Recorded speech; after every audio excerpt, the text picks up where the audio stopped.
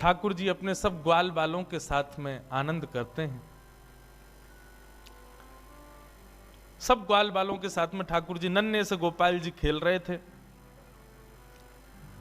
मधुमंगल, श्री दामा आदि ये सब तन सुखा, मन सुखा, धन सुखा, ये सब ठाकुर जी के सखा हैं। बहुत ध्यान से सुनो।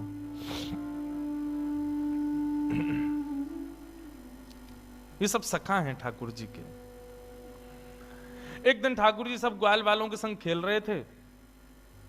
सो ठाकुर जी का सखा श्री दामा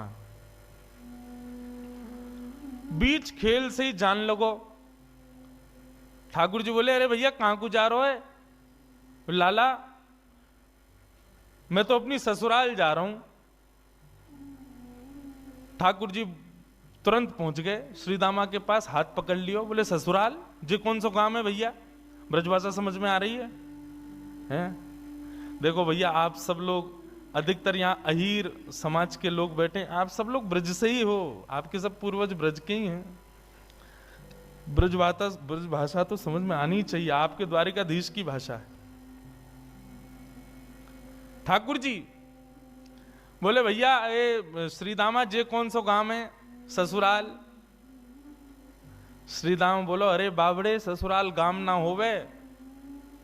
बोले, तो फिर का होवे ससुराल? बोले, ससुराल होवे ब्याह एवे के बाद में एक नहीं दो घर है जाए। एक तो होवे अपनी मैया को घर, पिता को घर, और एक होवे पत्नी के मैया पिता को घर, वाकू के हैं ससुराल। ठाकुर जी बोले, तेरी बात मेरे पल्ले ना पड़ रही लाला। अरे ससुराल कहा होवे मुझको जल्दी बता। बोले, अरे ससुराल मतलब पत्नी को माय को। ठाकुर जी बोले, पत्नी? जे पत्नी कौन होवे भैया? श्रीदामा समझा रो है, अरे लाला तू तो बड़ो भोरो है, नेक बड़ो है जाएगो तो तेरो ब्याह है जाएगो, तेरी पत्नी आ जाएगी। ठाकुर जी बोले, मेरी पत्नी आवेगी? बोले, हम बे। तो फिर मेरो ससुराल कहां है? श्रीदामा बोला, मौका पर तो तेरो ससुराल कहां है, जब ब्याह होगा तब पता चलेगी तेरो ससुराल कहां है। अब तो ठाकुर जी हट करने लगे, बोले, ना मेरो ससुराल बता, मेरो ससुराल कहां है। श्रीदामा बोलो, अरे अपनी मैया से जाके पूछ ले, तेरी मैया बता देगी तेरो ससुराल कहां है। ठाकुर जी खेलते कूदते आज घर आए। यशोदा मैया रसोई घर में प्रसाद सिद्ध कर रही है। ठाकुर जी आके गोद में बैठ गए, बोले, मैया मेरो ससुराल कहां है? अब तो जैसे ही मैया ने सुनी मेरो ससुराल कहां है, लाला बोल लो। मैया बोली, लाला ये कहां से सीख आए हो? बोले, आज मैया मैं खेल रहे हो तो श्रीदामा अपनी ससुराल गए हो, तो वो बोलो मैं ससुराल जा रहा हूं, तब से मेरे मन में आ रही मेरो ससुराल कहां है। मैया बोली, ससुराल लाला जब ब्याह है जाएगो तब आएगो ससुराल। बोले, जय श्रीदामा कह रहा हो, मेरो ब्याह कब होएगो मैया? बोले, अरे अभी तू बड़ो तो है जा लाला, तू पे मोह दोनों आवे ना। मैं खवाऊं तो खावे, मैं चलाऊं तो चले, मैं उठाऊं तो उठे, मैं नवाऊं तो नहावे। जब बालक बच्चे सब अपने आप अपने कामन को करन लगे तब उनको ब्याह कर दियो जाए, तब उनके काजे बहू आवे, तब ससुराल होवे। ठाकुर जी बोले, मैया मैं सब काम कर लूंगा अपने आप, तू मेरा ब्याह करा दे। और मेरे काजे बहू लिया। मैया बोली, नेक बड़ो तो है जा लाला, कहां ते लाऊं तेरे काजे बहू? ठाकुर जी बोले, या तो मेरे काजे बहू ला, नहीं तो श्रीदामा अपनी बहू ला रहा हो, बाकी बहू को मैं ले आऊंगा, वो बहू मेरी है जाएगी। मैया जोर से हंसी, बोले, लाला तेरी बात ऐसी ऐसी बात बनावे, बैठो बैठो। मैया बोली, करा दूंगी तेरो ब्याह, ज्यादा चिंता मत करे। अब तो ठाकुर जी रोने लगे, मैया मेरो अभी ब्याह करा, अभी ब्याह जाऊंगा, मैं तो अभी ब्याह करूंगा। यशोदा मैया परेशान है गई, बोले, लाला चल करा दूंगी तेरो ब्याह, अब रोवे मत। बोले, कब करावेगी? तिथि बता मोकू, तिथि बता, दिन बता, समय बता, सब बता, तभी जाऊंगा यहां ते। यशोदा मैया तो ऐसी परेशान भाई। ऐसे हमारे नन्हे से गोपाल जी बहू की और ससुराल की आस में बैठे। श्री दामा को ब्याह माधवी गोपी से भयो, माधवी सखी से भयो। माधवी आज श्री दामा माधवी को लेने के लिए ससुराल गए। ससुराल से जैसे ही माधवी आने लगी सो मैया ने पढ़ा दी माधवी और पढ़ा लिखा करके भेजी। बोले देख तू अपने ससुराल जा रही है, जमाई राजा लेवे आए हैं, लेकिन ध्यान रखियो, याद रखियो, ससुराल में सबको सम्मान करियो, सबको आदर करियो, सबसे प्रेम से रहियो। मैया खूब सिखा पढ़ा के भेजी अपनी बहू को। लेकिन तेरे पति को एक सखा है, वाको नाम कृष्ण है, बस वहां से सावधान रहियो। क्यों मैया, वहां से सावधान क्यों रहूं मैं? बोले अरे मैंने सुनो है वो कन्हैया जाकू अपना रूप दिखा दे, जाकू एक बार अपनी तिरछी नजर से देख ले, वाको फिर गृहस्थ आश्रम गृहस्थ जीवन बर्बाद है जाए। वो फिर वही को देखते रहे, वाके रूप में कछु जादूगर है वो जाकू देख ले, वाकू अपनो बना ले, फिर वो अपने पति को ना रहे वही को है जाए। मां की बात सुन करके माधवी घबरा गई। बोले ऐसो कैसो है कि पति छूट जाए वासे? बोले यही मारे मैं कह रही हूं तू सब कछु करियो, लेकिन तू मुझको वचन दे के जा, वाह कृष्ण को अपना मुख मत दिखाइयो। चाहे तो को जीवन भर घूंघट करके रहना पड़े, लेकिन कृष्ण को मुख मत दिखाइयो। माधवी बोली मैया मैं वचन दे के जा रही हूं, वह कृष्ण को मुख नहीं दिखाऊंगी। श्री दामा माधवी को लेकर के ब्रज जा रहा है। श्री दामा पहले ही माधवी से चर्चा करते आ रहा हो रास्ता भर। सो श्री दामा ने कही, बोली अरे सुन, ब्रज में अभी मैया मिलेगी, पिताजी मिलेंगे, सब मिलेंगे, सबके संग फिर बोलो मेरो एक सखा है कृष्ण, वाकू जब से मैंने बताई ससुराल के बारे में, ब्याह के बारे में, तब ते बड़ा उतावलो है, तो है सके वो तो से मिलवे आवे तो वाकू अपना मुख दिखाई दियो। मीराबाई ने जैसे ही कृष्ण को नाम सुनो महाराज, आदि माधवी ने जैसे ही कृष्ण को नाम सुनो, आधे रास्ता में ही घूंघट कर लियो। बोले वहां से ही तो बचवे के काजे मैया ने कही है, वहां को मुख नहीं दिखाऊंगी। बंधुओं, संसार में जिससे मुख छुपाना चाहिए हम उसको तो दिखाते हैं, और जिससे कभी नहीं छुपाना चाहिए उसी से छुपाते। संसार के विषय, भोग, विलास आदि, इन सबके आगे हम अपने आप को प्रत्यक्ष प्रस्तुत कर देते हैं, और ठाकुर जी की भक्ति, ठाकुर जी के भाव में सदैव गोपनीय रखते हैं, सदैव अपने आप को पीछे रखते हैं। ऐसा क्यों? कथा का नाम सुनकर के रसिक जन आते हैं, ठीक है, अच्छा आप लोग भी पधारे हो, पर यहीं कोई ऐसी लीला होने वाली होती जिसमें थोड़ा मनोरंजन हो तो भीड़ ज्यादा होती है। कथा ही तो है, मीराबाई के चरित्र तो सुनाएंगे, क्या करना सुन करके? नहीं, ठाकुर जी से संबंधी कोई भी बात हो उसमें तो बढ़ करके आगे आओ, बढ़ करके आगे भाग लो, उसमें चिंता मत करो। मीराबाई ने अपना मुख छुपा लियो। माधवी ने जैसे ही वृंदावन पहुंची बैलगाड़ी, सखान ने जाके ठाकुर जी को बता दी, अरे अरे लाला देख, श्रीदामा आगो, अपनी ससुराल से आगो, अपनी बहू लेके आयो है। अब तो ठाकुर जी व्याकुल है गए, बोले बहू आइए, बहू आइए, मैं भी तो देख के आऊं कैसी बहू होवे, कहां तक, कैसी ससुराल तक, कैसे आमे, कैसे कहा होवे। ठाकुर जी तो इतने उतावले हो गए महाराज, पहुंच गए बीच रास्ता में। अरे भैया श्रीदामा आ गए हो? बोले हाँ आ गए हो लाला। कहाँ है तेरी बहू, कहाँ बैठी है? बोले पीछे बैठी है। बोले अच्छा, मुख मुख दिखाई दे। बोले तू देवर है, वो तेरी भाभी है, भैया खुद ही देख ले। जैसे ही रथ रुका, माधवी भीतर से सुन रही थी कि कृष्ण आ गया है।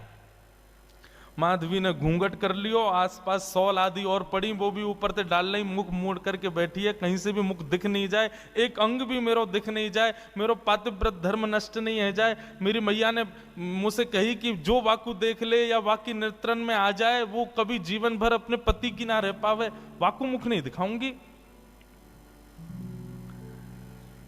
ठाकुर जी भीतर पहुंच गए, श्याम सुंदर बैठे हैं सामने, और माधवी से कह रहे हैं, अरे श्रीदामा की बहू नेक हमऊ तो दिखा तेरो मुख कैसो है। अरे नेक दिखाए दे।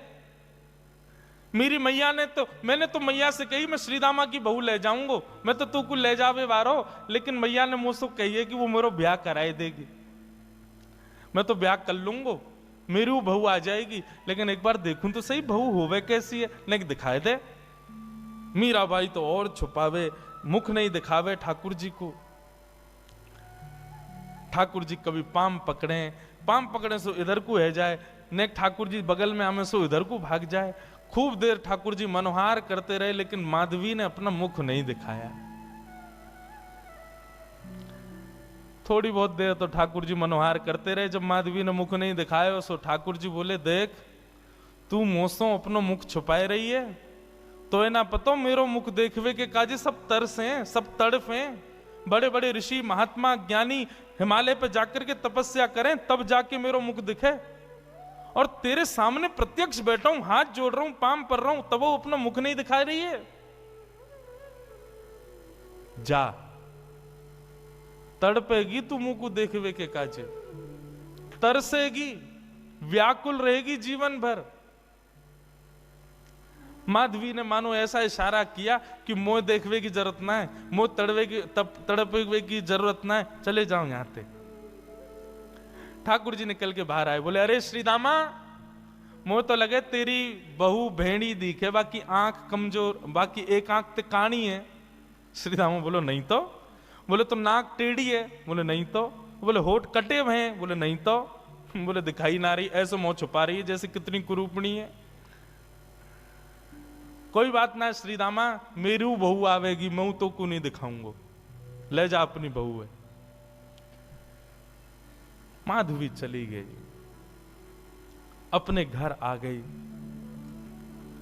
लेकिन बंधुओं, गोविंद दामोदर स्तोत्र में कहते हैं ना, ग्रहे ग्रहे गोप वधू कदम्बा, सर्वे मिलित्वा समवाप्य योग्यम, पुण्यानि नामानि पठन्ति नित्यं, गोविंद दामोदर माधवेति। ब्रज में तो और कुछ होता ही नहीं है, हर घर में केवल कृष्ण की चर्चा चलती रहती है। सुबह उठने से लेके रात्रि सोने तक केवल कृष्ण कृष्ण कृष्ण। कृष्ण ने ऐसो कियो, कन्हैया ने ऐसो कियो, अरे आज तो नंद को लाला वहां घूम रहे हो, अरे आज तो नंद को लाला वहां डोल रहे हो, सब जगह यही चर्चा। अब माधवी सोचे इन पे और कोई बात ही नहीं है, अगल बगल की सब गोपियां, पूरे घर गृहस्थी की कोई बातचीत नहीं, बस पूरे दिन वो नंद को लाला ऐसो करे, नंद को छोरा ने आज तो ऐसो कियो, अरे आज तो माने ऐसो कियो, पूरे दिन वही की चर्चा। अब माधवी कहे किससे, अपनी सास से कहे, अगल बगल की गोपियों से कहे, बोले तुम लोगन पे और कोई बात ना है, कभी बैठ जाओ, कहीं चले जाओ, 24 घंटा या कृष्ण कृष्ण कृष्ण कृष्ण वही की चर्चा करते रहो। और भी तो कई बातें गृह गृहस्थी की कर ले हो भैया, ये 24 घंटा कन्हैया। एक गोपी बोली, अरे ये नई नई आई है का अभी ब्रज में? बोले हम बे अभी नहीं आई है। वो कितने दिन आए गए? बोले 3 दिन है गए। वो 3 दिन है गए, एरी गोपी, एरी माधवी, तेने कन्हैया देखो अभी तक, या कन्हैया की दृष्टि पड़ी तो पे? माधवी बोली, मैं नहीं दिखाऊंगी वाकू अपना मुख, मेरी मैया ने मनाई करके भेजो है कि वाकू मुख दिखावे से यही स्थिति है जाए जो तुम लोगन की, अपनी पति की चर्चा नहीं करो, वह नेक से कन्हैया की चर्चा कर रही हो, मैं तो ना दिखाऊंगी वाकू मुख। गोपियां सब बोली, यही मारे तेरे मुख से वाक्य काजे ऐसे दुर्वचन निकलने, अभी तेने वाको मुख देखो ना है, अभी तेने वाको रूप देखो ना है, यही मारे ऐसे बोल रही है। अरे जाद ना वो छवि दिख जाएगी ना, जाद ना वो मोहनी मूरत सांवनी सूरत तेरे चित्त में बस जाएगी ना माधवी, तू भी हमारी तरह वही की चर्चा करेगी। माधवी मन में सोचती भी है, ऐसा कहा है वाक्य रूप में जो और कोई चर्चा ना आवे चित्त में।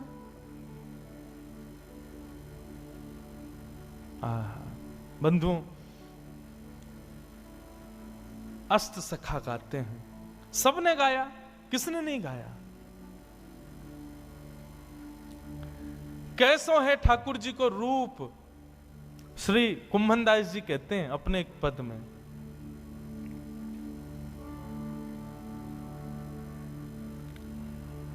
नैना पलक लागे नहीं रूप देखे। अरे माधवी, वह कन्हैया को रूप कैसो है?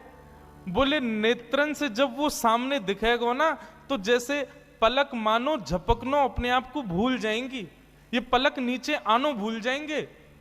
आज हम संसार की कोई वस्तु देखें तो पलक ना जाने कितनी बार झपके, हमें खुद को पता ना चले। बोले श्याम सुंदर जब नेत्रन के सामने आएंगे तो पलक भी भूल जाएंगी कि हमको झपकनो है। ऐसा रूप है वाको।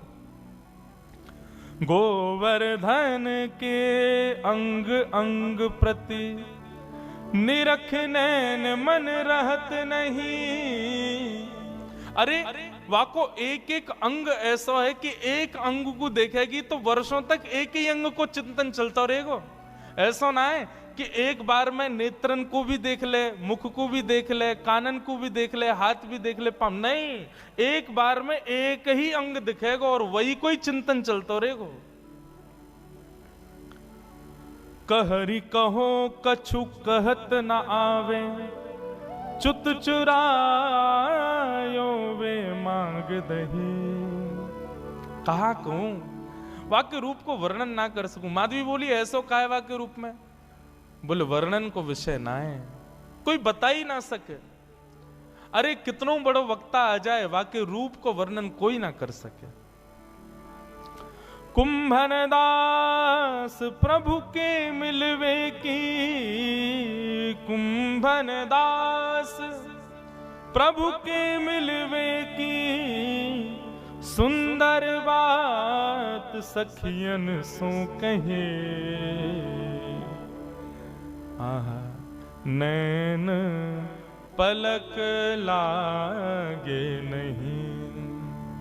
ऐसा रूप है वह कन्हैया को। अब तो माधवी पतो चल जाए या गली में कन्हैया है तो वह गली में ना जावे, पतो चल जाए कि यहां से अभी गुजरे तो वहां नहीं जावे, हर जगह से अपने आप को बचावे। लेकिन मैं अपनी कथा में कहा करता हूं बंधुओं, 5000 साल पुरानी बात नहीं, आज भी वृंदावन आपके भीतर पंच रसों से कृष्ण को प्रवेश कराता है। आज भी देखोगे तो श्री कृष्ण दिखेंगे वृंदावन में, कहीं नहीं तो दीवारों पे दिख जाएंगे, कहीं नहीं तो कहीं भी दिख तो जाएंगे।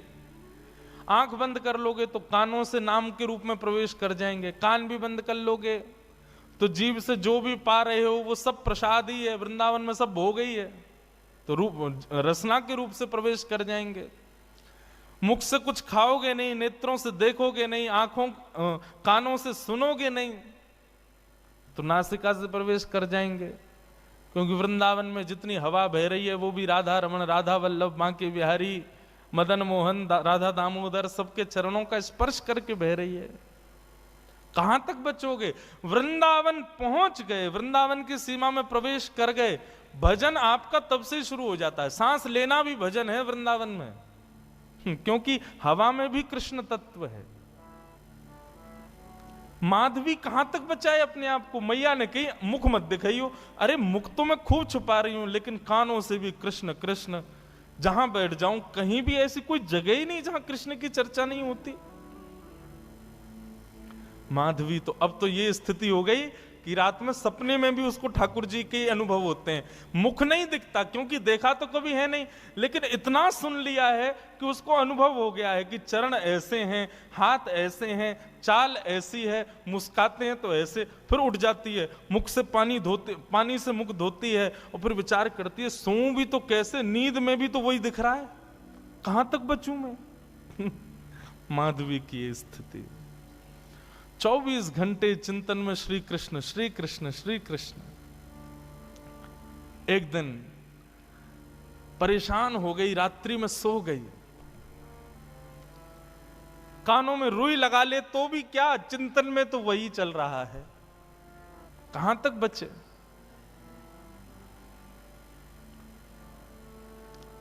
रात्रि में सोई थी, आज मानो मीराबाई को ऐसा लगा कि सुबह हो गई है, और तुरंत उठ करके हाथ मुंह धो करके माधवी ने मटका उठाया, यमुना जल भरने के लिए निकल पड़ी।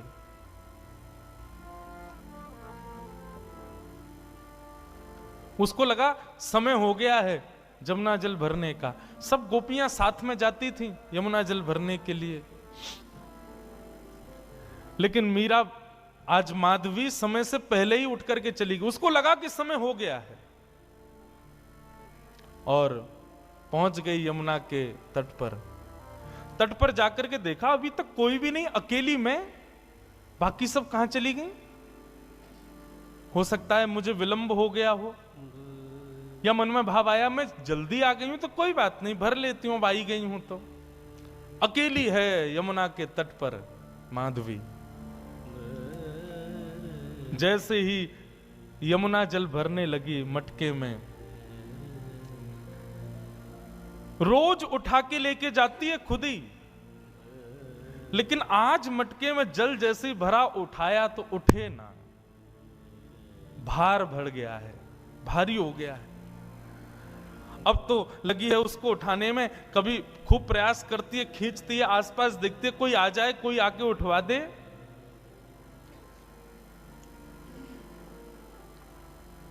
इतने में ही बांकी अदा से अपनी चाल चलते भये, त्रिभंग लली श्याम सुंदर, कमल कटाक्ष नेत्र हैं, सुंदर दंतावली, चंदन की सुगंधी से आच्छादित करते हुए मार्ग को पहुंच गए यमुना के तट पर। माधवी आसपास देख रही है, कोई दिखे तो आवे, उठवावे। तभी दृष्टि पड़ी श्याम वर्ण, नन्हे से श्याम सुंदर छोटो सा बालक। माधवी ने देखा तो था नहीं उनको, देख करके लगा अरे पता ना कौन सी गोपी को छोटो सा सुंदर सा बालक सवेरे सवेरे जमुना के तट पर घूम रहा है। मीराबाई ने तुरंत आवाज दी, अरे ओ लाला, अरे ओ भैया, नेक अयो, इतकू अयो। ठाकुर जी कूदते फांदते अपनी चंचल अदा से, कभी यहां देखें कभी वहां देखें, ऐसी मधुर मुस्कान उनकी, पहुंच गए माधवी के पास। एक बार को तो मानो जैसे देखती रह गई माधवी, लेकिन मन में ये एक बार भी नहीं आया कि ये वही तो नहीं है जिससे बचना चाह रही हूं। नन्नो सो बालक है, चंचल सोया को बदन है, जरूर कोई गोपी को छोरा होगो। मटकी रखी है और माधवी ने कही, अरे लाला तूने किए जल की भरी, यमुना जल की भरी मटकी ने ऊंचाई दे, मुंह पे उठना ही रही है, बहुत भारी है गई है। ठाकुर जी इशारों करके बोले हाँ मैं उठवाए दूं। अब भाई जैसे मीराबाई माधवी उठाने लगी, ठाकुर जी ने अपनी दोनों भुजान को वहां में मानो जैसे एक भाव जैसो दियो, सोई मटकी उठ गई। अब मटकी तो उठी, ठाकुर जी नेक से नेक उठा के इतनी ऊपर तक कर देते, लेकिन ज्यों ज्यों मटकी उठाई ठाकुर जी त्यों त्यों लंबे रहते चले गए और बिल्कुल मीराबाई के सन्मुख खड़े है गए। ऊंचाई करके जैसे ही मटकी शीश पे धारण कराई, शीश पे मटकी धारण करते ही माधवी ने अपने नेत्रन से सामने देखो, और जैसे ही सामने देखा, आहा, वरहा पीडम नटवर वपुः कर्णयो कर्णकारम, विभ्रदवासः कनक कपिसं वै जयंतीं चमालां, रंध्रान वेणुवधर सुधया पूरयन गोप वृंदै वृंदारण्यम, स्वपद रमणम प्राविशद गीत कीर्ति। दोनों भुजा से मटकी पकड़ रखी है, नेत्रों से सामने श्याम सुंदर को देख रही है, मुख खुला हुआ है, प्रश्वेत के बिंदु माथे से नीचे गिर रहे हैं, और अचेत अवस्था में मीराबाई उनके रूप को देख रही है, माधवी उनके रूप को देख रही है।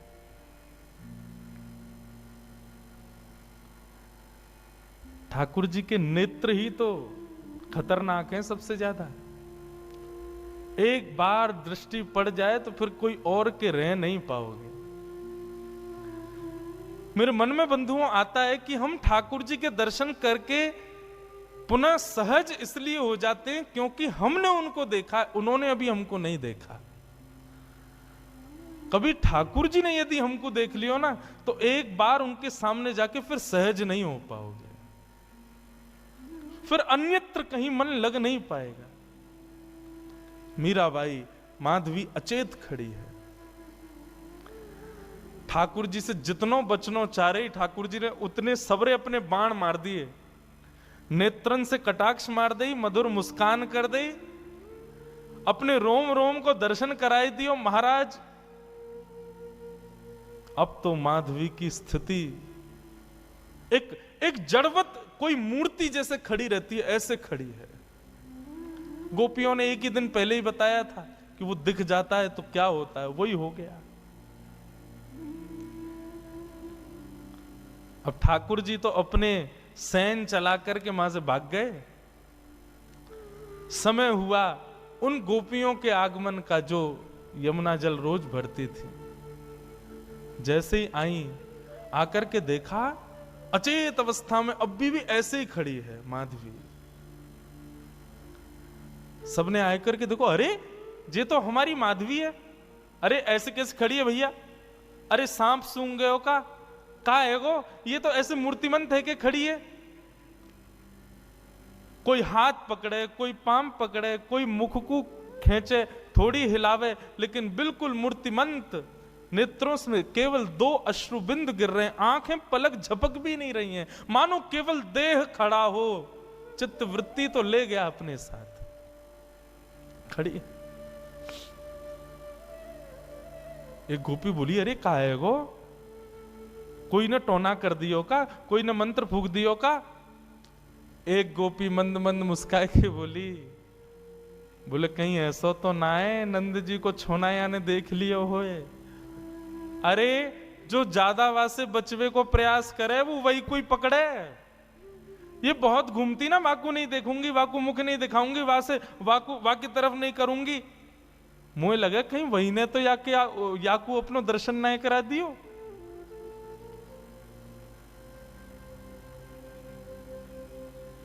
एक गोपी यमुना जल भर के लाई और जल का छिड़काव, खड़ी हुई है मीराबाई, ऐसा नहीं अचेत पड़ी है, सांस भी चल रही है, नेत्र भी खुले, बिल्कुल सचेत है, बस मूर्तिमंत है। पानी का छिड़काव किया, मुख पर जैसे जल मारा, तब मानो जैसे रुकी हुई श्वास आई हो और जल पड़ते ही मूर्छित होकर के गिर पड़ी माधवी।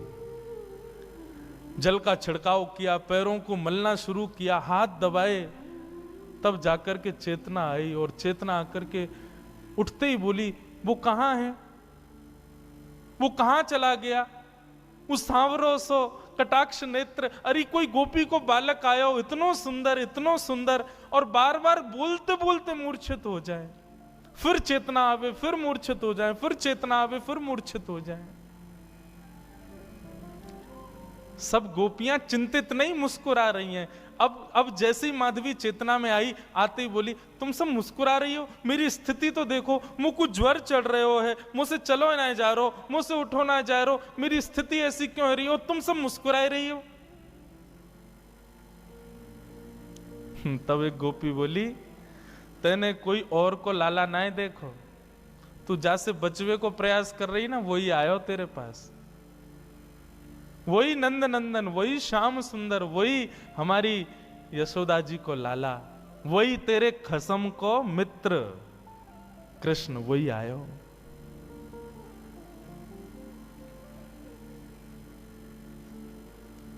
मीराबाई, माधवी अब तो बेचैन हो गई, मैं कहां करूं, कहां जाऊं, मुझको घबराहट है रही है, मैं मुंह से उठो ना जा रहा हूं, मुझसे चलो ना जा रहा हूं, मैं बोल भी ना पा रही, बार बार अचेतना है रही है, कछु करो ना। सब प्रकार के प्रयास किए, लेकिन माधवी कहे नहीं, अब तो एक ही उपाय है कि वाके सामने मुंह को ले चलो, मुंह को दिखाए दो, वाको रूप दिखाए दो।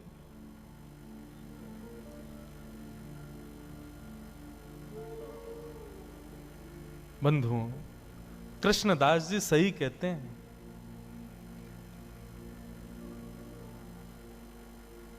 सजल श्याम घन वरण लीन है, फिर चित अनत न भटक्यो।